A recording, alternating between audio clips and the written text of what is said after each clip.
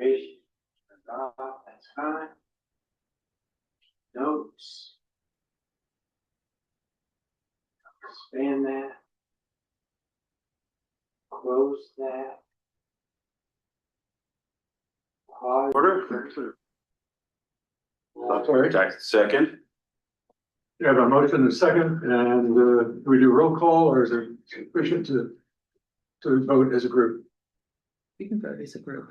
All in favor? Oh, yeah. Aye. Opposed? None? Okay, we're in order, and the governance committee is so we have minutes from March 2nd to review, as distributed.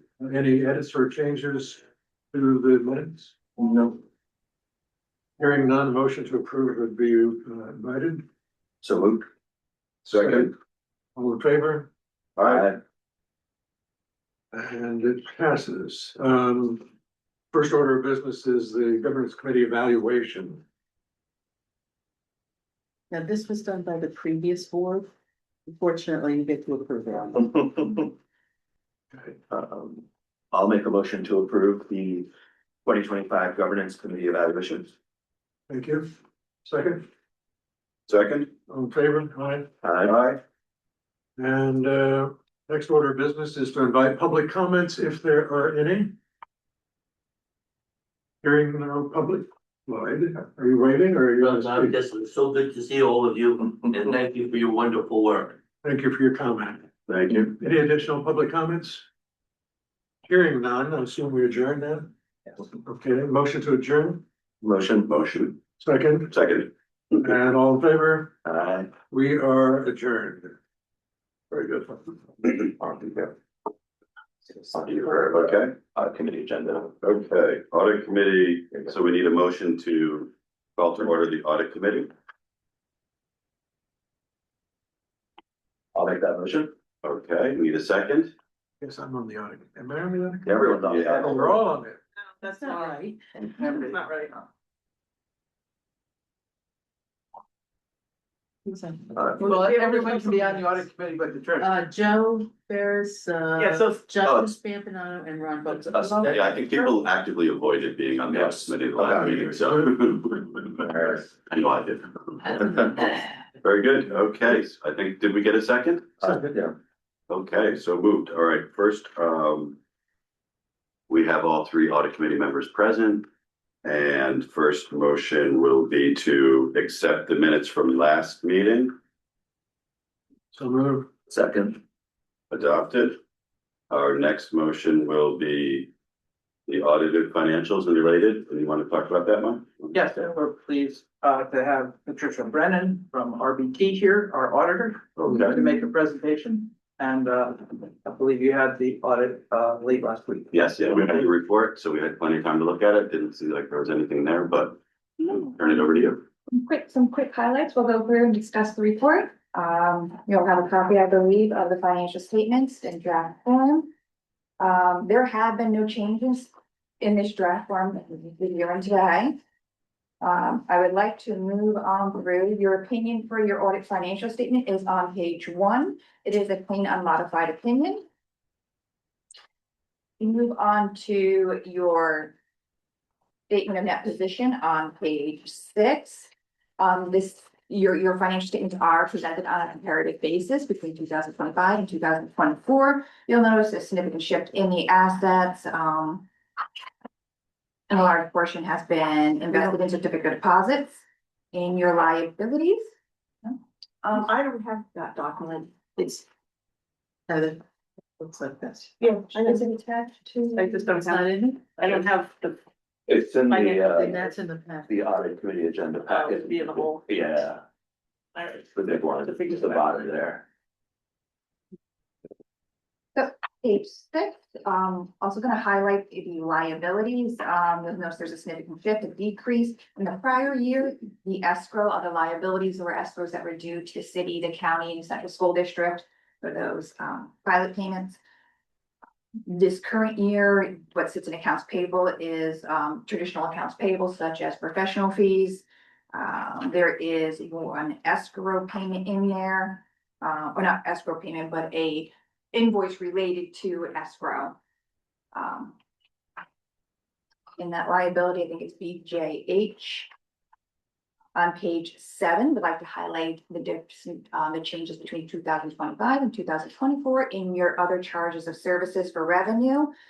You'll notice a significant change in those other services. Primarily, it is related to Providence Skylar, 262,000 and 147 from Crescent, the top of Warren property. Also in there are 3 application fees. So you can see there is a significant shift, but it is primarily related to 2 deposits that are considered earned on those application fees. On page 9, I am going to mention in the footnote 1D, the cash and cash equivalents. In that last paragraph, it does state that the Hudson IDA is not fully collateralized. We'll discuss that in further in a few minutes. That is in the financial statements. We'd like to highlight on page 10 on footnote 3, the new accounting standards.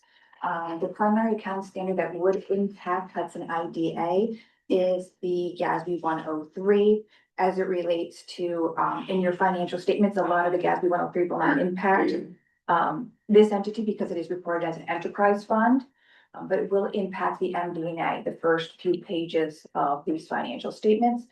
Significantly, they're just asking for further explanation of changes and shifts. Rather than just say, oh, revenues increased, they are looking for further expansion to that rationale. And sometimes then that would have to come back to the entity for those reasons for shift and change. We can sometimes target them, and note them, but it is the entity's management discussion analysis to finally approve, say, yes, we agree with that increase or decrease explanation. The other standards, 104 and 105, don't see it significantly impacting this particular entity. That's noted. Page 11.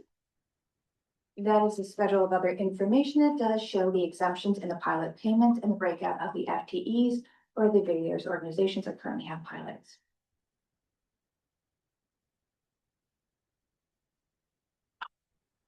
Question 4.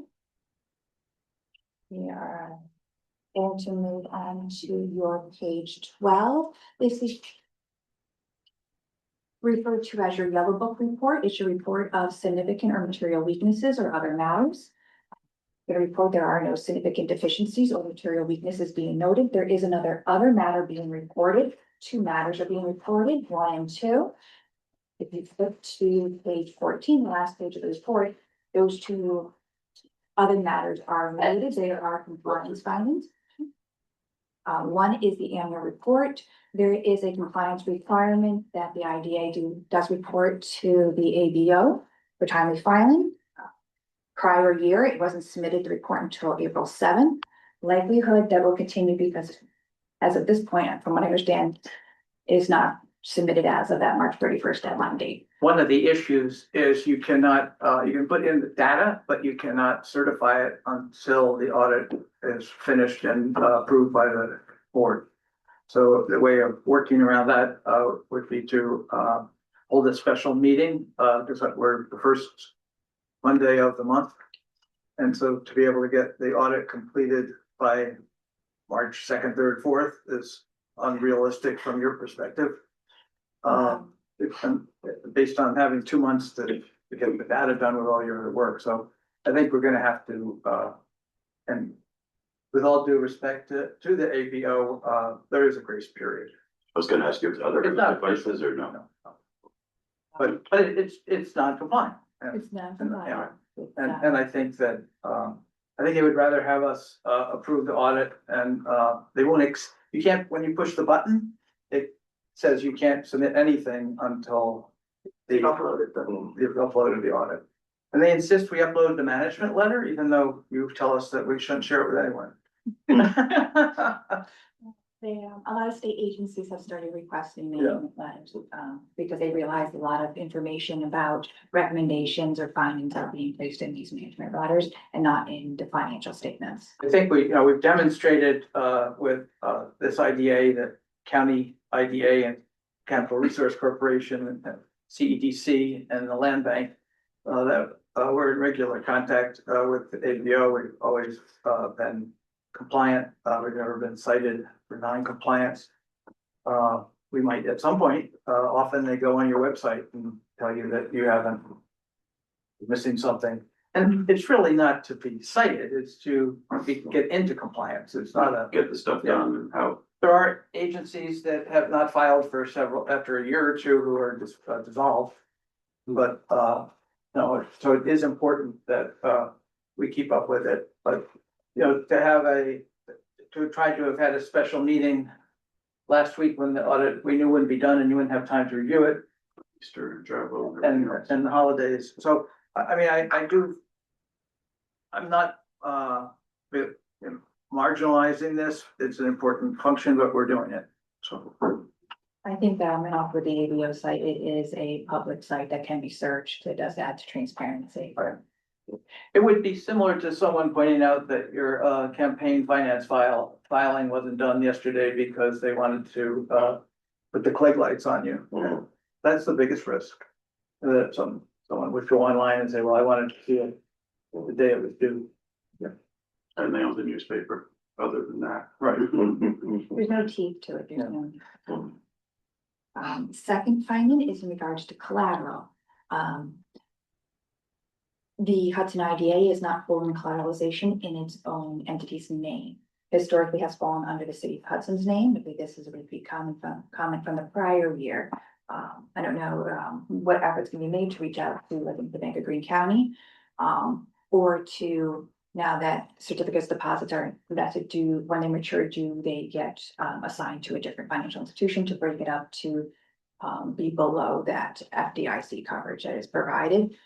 Being that, Hudson IDA is a governmental entity, it is, FDIC coverage in one financial institution, as long as they're in one's a cash account and another is in, say, what they call on demand, like a certificate of deposit, it's another 250,000. So inside this one financial institution, it is 500,000 that's being collateralized. But it is a requirement that 100% be collateralized, not just up to those. We've struggled with this not only here, but with other, organizations, and supposedly there's a process by which the bank will collateralize it, but, whether it be Bank of Greene County, Key Bank, Community Bank, you can never get high enough to find someone who knows how to do that. Mhm. And, I know there is a risk, particularly, in this day and age. And, we certainly could look at, perhaps convincing them if they don't collateralize it, we're gonna have to move it, and they'll find a way to collateralize it. It might be finding that right person and explaining that it needs to be fallen under this separate EIN number that it is. Not. Well, that, if I recall correctly from the discussion last year, that was the crux of the matter, in that no one has been able to identify whether or not the IDA has its own EIN number. And I don't know how to even go about figuring that out. What do you use for the Oh, instead of a city. 990?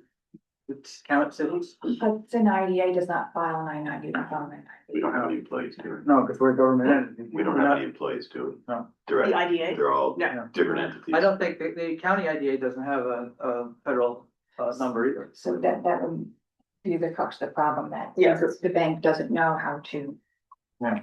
segregate it, because I imagine they're looking for that EIN to segregate it. What we can do is we can check with, our counterparts at, the Westchester IDA, the Erie IDA, I mean, places where, they're dealing in volume where somebody Yeah, they're has, they're not gonna skip over this. they're not gonna skip over this. We'll look into that again. Well, if there's no further questions on the financial statements, I'd like to go over what we refer to as the board report. This is a required communication to those charged with governance. This is just a standard required communication that needs to be presented. A lot of the wording from page 1, right on through to about page 1 is standard, page 3 is standard. Page 4 is a summary of the adjustments that were posted to the trial balance. This is the net of the adjustments, not the individual adjustments that were proposed. Those were shared. This is just to share the impact of any changes that we were proposing throughout the audit, or that even the entity may have proposed to us because of trying to get a final trial balance, and entry may have been missed. And that's the interest law. Yeah, yes, the one proposed journal entry we have proposed is for interest. Correct. So it's how the interest was recorded in terms of the CDs, because even though we haven't accrued interest, even though we haven't received it yet. We're gonna double check this adjustment, because I just wanna make sure. Patty thinks that it was a duplicate, which could be. I haven't had a chance to look at the book, so a duplicate entry. But we did have 3 CDs in total, and 2 of them were for the exact same deposit amount and had the exact same interest amount. So I just want to make sure they didn't look at those 2 things that looked exactly alike and assumed one was a duplicate. So I would like to propose, and you guys tell me if primarily Chris and Mike, if this is possible, if we're going to be approving this now, can we approve it in a way that the approval is okay regardless of how this audit adjustment works out, because it's not material in terms of the finances? It's not even significant, is it? No, that's what, yeah. So it would just be a $5,000 swing one way or another. Well, we take it as a management letter, would it? No. That would be updated to show the change. It would not necessarily, gonna be a flow through on your financial statements, but like Heather mentioned, Chris, I would recommend that we approve the audit, and if there's a subsequent change that's not material, that the audit stand. Did you say that the audit stand? That we would not go back to the ABO and submit a corrected copy. Well- The audit is the audit. If there's a change in the audit, you're gonna post a change. But they're not gonna post it, it's immaterial, they're gonna waive it right now. Well, but if it's immaterial, then it's not a change. If they're gonna change the Right. letter and they're changing the report, then that's a change and you're gonna want to file a subsequent event, right? Yes, I agree with that, but if it's looked at now, acknowledged, and indicated that it's immaterial. Well, So you just jump it as a prior year adjustment in the next audit, presumably. yes, if the final is released with that adjustment in there, and we discover that there's in fact a error because there are 3 CDs and it was a 3rd CD that the adjustment was related to that we're trying to remove. We can either change it in the final before it's issued and released, or if we issue the statements as is as of today, it would have to be a prior period adjustment in next year's audit. I mean, I would prefer that we just, if it's an error, and it may not be, if it's not, we're fine. If it is, I would propose we just fix it, because it'll take 24 hours. I mean, between Yeah. looking So at we it. can approve it based on, we can approve this today without having to hold another meeting to approve it. By giving them time, it's approved contingent on correcting or validating this issue. Is that appropriate?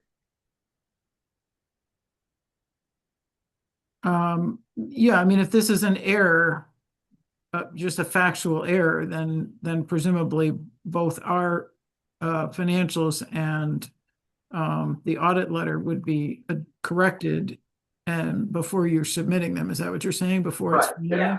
Approved subject to verifying whether this is correct or. Yeah, that's the big question. Can we approve it now conditionally so that the work can be done within the next 24 hours and not have to No, I mean, I figure out think, the vote again? yes, I'm sorry. Sure, I think if it's specific to this factual issue, I think you could certainly do. Yeah. Okay, great. Yeah, we'll Thanks. touch base. Thank you. That you can, you're comfortable with. Yes. On page 6, this is a summary of other items that we have found, but do not rise to a significant material or other matter to be included in your financial statements. I'd like to highlight one matter that I saw that we considered a control deficiency is that the bank reconciliations are being reviewed, but in our sampling efforts, some of them were deemed not to be timely. We sampled months June and March, and the review was not documented until August.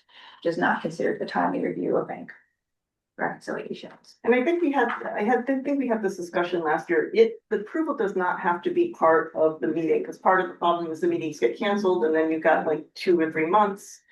But who, from your process standpoint, who should be signing off on it? I'm assuming it's the chair of the audit committee That would be, or the governance committee or the chair of the entire board. I would say the entire board. I would have them. But the chair of the Sure, board, yep. I would have someone who's comfortable with reviewing a bank reconciliation.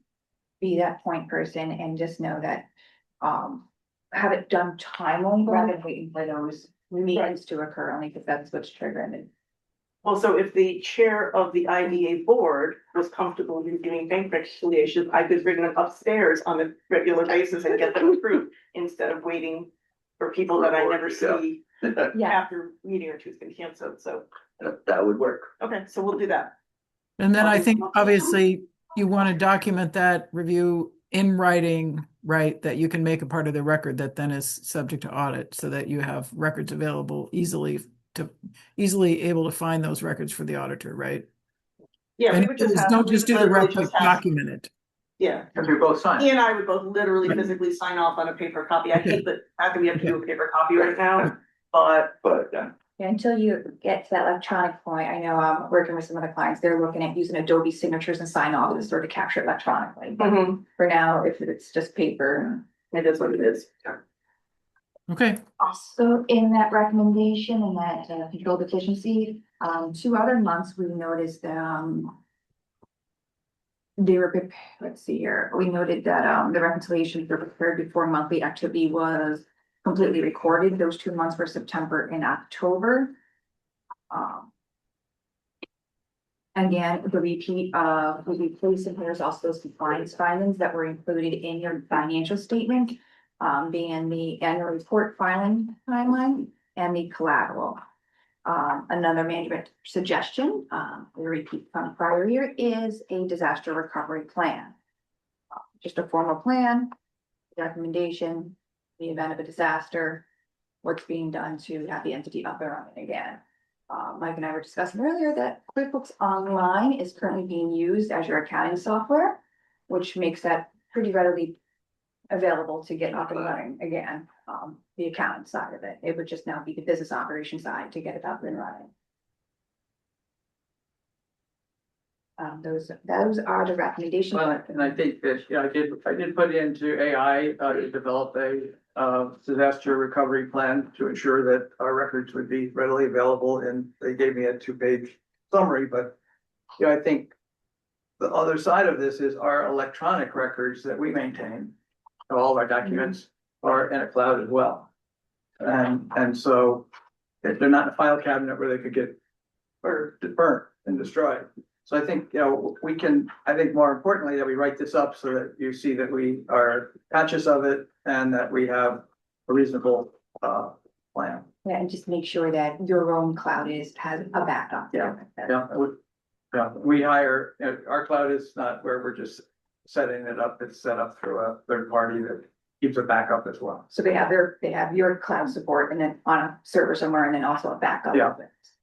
and Mike, have you uploaded all your transcripts for historical purposes and your annual reports to the cloud? In other words, Yeah, those- well, our annual reports are on the state's cloud. right, And, you know, and they're on our website. And, yeah, we can, and when you send us your closing files, we, also save those on our system. Do So you I have- think, we have sent you, I think, all of them, yeah, you know, but make sure you have all of the historical records. Lisa, I would say, make sure you have all of the transcripts and that they're all, you know, in the Complete. cloud, right? That, so that as part of your plan, right? And make that. so then we have 2 backups, because they're, not only at, our cloud, but they're at, Krista's firm's cloud, and I'm not the backup system. we have our records that we can come and ask for anytime we want. No, I'm not your backup system. And we could even go to the client and say, hey, we need a copy of. I mean, we have to be practical, and you know, I'm on the board of $1.5 billion bank, and, you know, we go through this all the time, but, you know, it's important, and it's greater risk than when you could have a flood or you could have, a fire. And it depends how your information and data is being stored, so paper. Yeah. electronic. The real question is what happens to the QuickBook Cloud if that goes down? Yes. But we have paper them. We didn't recreate it. We don't do that much business. Thank you. You're welcome. Are there any questions? Go ahead. Thank you very much. Thank you. Do we have any questions? Anybody on line? I have a question. We're not public comment yet. Not yet. Oh, yeah, we're still on committee, right? So, okay. All right, so Mike, you want us to adopt the committee? So we'll. Recommend to the full board, acceptance of the audit. Acceptance, a conditional acceptance of the audit, assuming that's one discussion on the the reconciliation procedures. Okay, so we have a motion. So moved. Second. Very good, moved. We've adopted the report. Thank you very much. Okay, now do we close the committee, Mike, or is there any other business you want for the audit? You do have public comment for the committee. Yes, just two things. Well, I'm always a fan of flash drives. Because you can take it with you. And that's just another level of backup, but that's me personally. The other question I have is, what's the status of the IDA bankrupts? How current are we? Or what? The bank reconciliations, Oh, they're current. The current like February, March? February. February was done, I just undid it because I had to correct something in it. So we're into this year, so it's valid. Okay. Nice job. March will be done by the end of this week. Okay. I thought you said bankruptcy. Yeah. I fell off the chair. No bank rats, my accent. Okay, Thank you. Thank you. Thank you. Yeah. any Go other? help some other client. Thanks, Patty. And thank the people that helped you too. Close it out. Second. We are finished with our business. Next. All right, Chris, we don't have a quorum for the finance committee. How should we go about, should that just be rolled into the full meeting? There'll be a finance report at the full meeting. Yeah, I guess so. I mean, you should probably plan to schedule another finance meeting in the interim to do whatever, business you should be doing. Can we not do business with the full board? Can we No, not skip over the finance? Yes, but you should be meeting as a finance committee, and so I'm just suggesting that schedule another meeting if this one So isn't. we have one in 2 months and that'll be fine. 2 months or 1 month? 1 month. 1 month. All right, so we'll wrap that business into. Okay, and there's an additional item for the agenda. Cool. All right,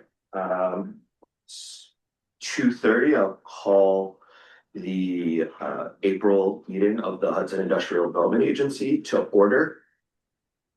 First order of business is the minutes from the March 2nd, 2026 meeting. Has everyone had an opportunity to review? Do you have any questions? Okay, hearing none, can I get a motion to approve? So moved. A second? Second. All in favor of approval, say aye. Aye. Any opposed? Minutes are approved. All right, moving on to the 2025 audited financials and related correspondence. This audit and the related correspondence has been approved by the audit committee. Does anyone on the full board have any questions? All right, may I get a motion to approve the 2025 audited financials and related correspondence? So moved. Okay, I get a second. Second. Awesome. All in favor? Aye. Any opposed? Hearing none, the audited financials and related correspondence are approved. Chris, may I combine for approval the board evaluation summaries? Or actually, there's only one. Never mind. I apologize. All right, the next on the agenda is the 2025 board evaluation summary. For your review, it is the board evaluation summary from the governance committee. Does anyone have any questions? Hearing none, may I get a motion to approve? Oh, mix it up. Amazing, Mix it up. amazing. Thank you. May I get a second? Second. All right, all in favor? Aye. Any opposed? Hearing none, it's approved. And then the committee evaluation, any questions? Hearing none, I got a motion to approve. Motion to approve. Excellent. Second, Second. all in favor, say aye. Aye. Any opposed? Hearing none, the evaluations are approved. Next on the agenda is the Administrative Director's report on project updates. Thank you, Mr. Chairman. As you know, we have, three levels of projects. One where they've been approved and they are closed. One where, they've been approved and, closed and operational. Then another where they've been approved and closed and they're in construction. And then two projects that were approved and the developers are still working on their financing stacks and development plans and will no doubt be coming to us to close in the future. The first category obviously is the long-term Hudson Terrace project, but more recent Hudson Foods, which we know as SEC 7, the Pocketbook Hotel, which we know as Pocketbook PBF Hudson LLC, the Depot Lofts Apartments, which we know as 76 North, which we know as Galvin Initiatives Foundation. It's still owned by that entity. It hasn't been transferred yet to a new entity. And then Providence Hall and Skylar Court Rehabilitation LLC. And, those are all up and functioning. They're in year 1, 1.5, or 2 of their pilot, with the exception of Hudson Terrace, which is in year 30, 28 or 30. And they're all functioning well. With respect to 76 North 7, we did meet with a representative of Bard College, who is responsible for operating that facility, along with a person from his office who's the site manager. And they're about 50% leased up, and they're continuing to work on their leasing plan. They're fully aware and familiar and endorse the plan that was put in place initially with respect to the tenant profile for the building. And they also have done something which we had encouraged the Galvin team to do initially. They've hired a leasing company that leases up brand new construction projects. Our concern initially was that it's one thing to have a leasing company where you're leasing as people move out and you're backfilling, but to from startup completion of construction to filling 65 units is a different business model. And so they also they're at this point they're not renting to people who under the documents, to the extent that they did not, after reasonable effort, get tenants who met the 130% cap on rentals. They had the ability to rent to people above that, but they had to abide by the lease rates that would have been in place for someone who qualified. They're not leasing to people above the cap, which is making it again, as we've discussed, difficult, because when you take the fact that the state allows you to multiply 35 times your rent for an income to be able to meet the credit requirements that the landlord's entitled to put in place, and then you take the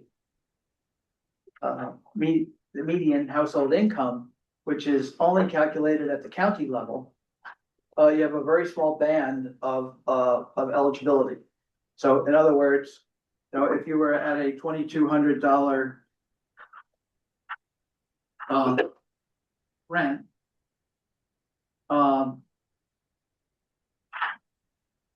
times 35, $77,000, you would have to demonstrate an income to be able to qualify on the credit side.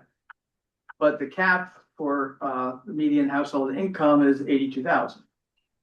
So, you know, the difficulty, and we've been conveying this to government officials in Albany and Washington, and is that the median income in the city of Hudson is more in the $40,000 range, which, based on the multiplication of the credit formula, there would be no ability to live that. And so, you know, I think that we're much more comfortable with Bard's approach to this. And they are looking at ways to be able to address this. And one way to address this is to, in some cases, consider lowering rents. They haven't said they would do that, but that's one thing we did discuss. So I think that I would suggest we perhaps have them come to the next IDA meeting to give an update in person, so that you can, and we will get you a copy of the special conditions of the IDA financing as to what was agreed to when the project was approved, so that we can A, be sure that they're complying with it, but also B, give you the background and the history of it, so that if anyone in the community asks you about it, you'll have more firsthand information. Have they indicated? Okay, good. I was just curious if did they give you a sense of timing on closings? No, you know, they're doing their best, and I think again, they're excited about spring coming. I mean, no one wants to move in the winter, and so I do think that you know, but I was afraid they were coming in to ask for you know, some leniency on something, and I shouldn't have had that predisposition, but they came in and were very upfront, and I was very positive in from my perspective as to how they are exploring it, so they can approach it in a positive way. I'm just curious, so if obviously, you know, the mass transfer has not occurred, so if the property's not in Bard's name, but they're still providing operational There's an services, operating agreement. there's an operating agreement for them to basically be Well, if you remember, they brought Baxter in as a partner. yeah. Baxter is a partner in the entity. And so, you know, we that's how they're taking over the responsibility of managing it.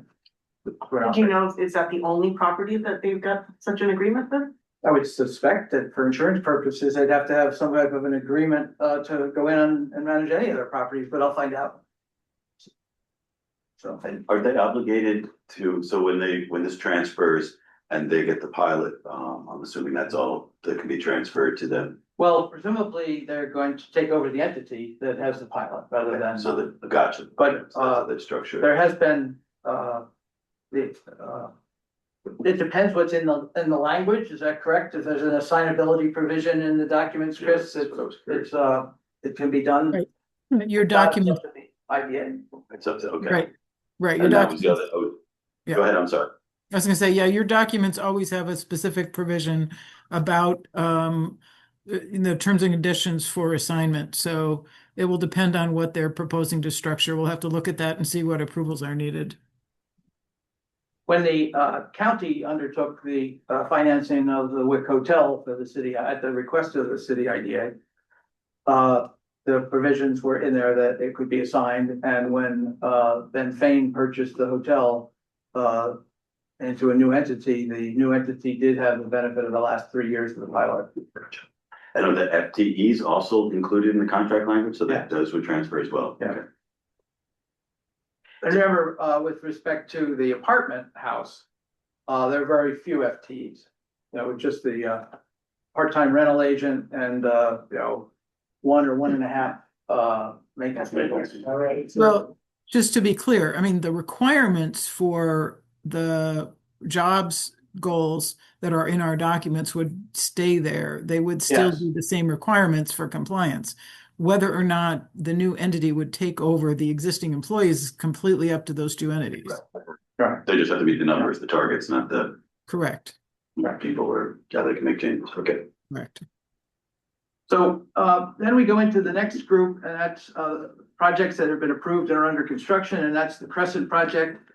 We are working with them. There was about a $800 gap in their escrow. We did bill them 4 weeks ago. I did see their consultant at an event this week and reminded her that we need to get those funds so that we can close out the escrow and pay the remaining bills that are in that bucket.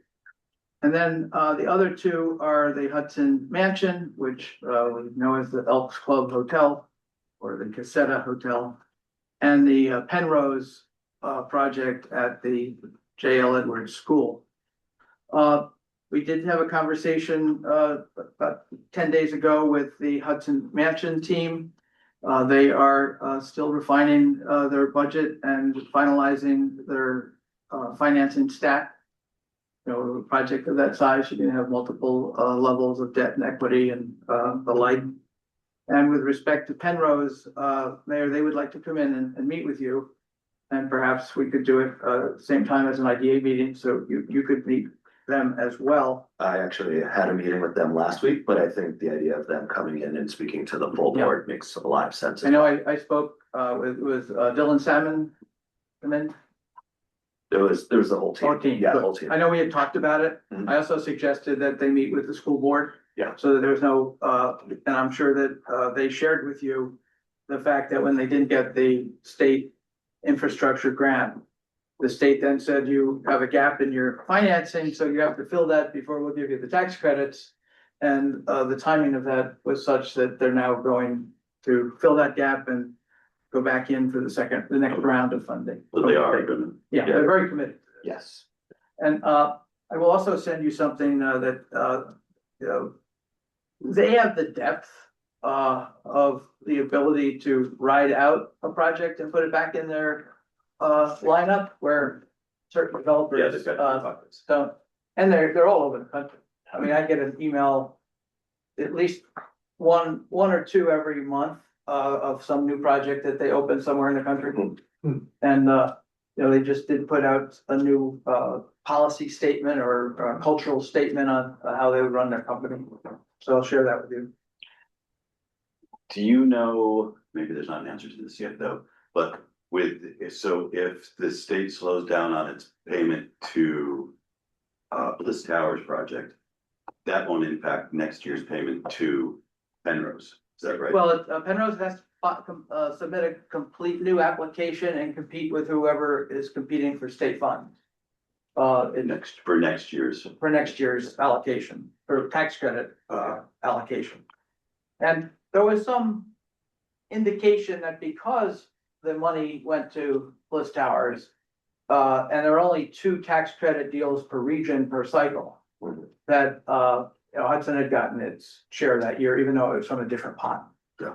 It's not related. that's what I had heard from someone, I'm not sure. It's not in the same pot. Okay. But I think one went to Schenectady and trying to remember where the other one went. Saratoga Springs? Yeah, Saratoga Springs. Yeah. Yeah. So and we work very closely with Darren Scott, who is the upstate representative for the Division of Housing and Community Renewal.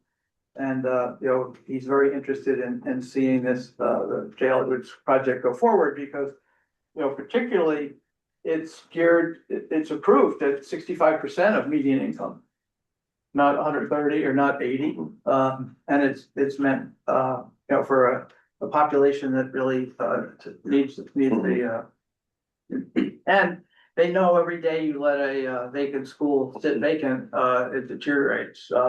We have a significant problem with the Rojan school because it's you know, the roof went out, no one fixed it, and it's got water leaks, it's got asbestos. And we showed that to at least 10 developers, including Penrose, and Nobody's interested in that. from a hotel to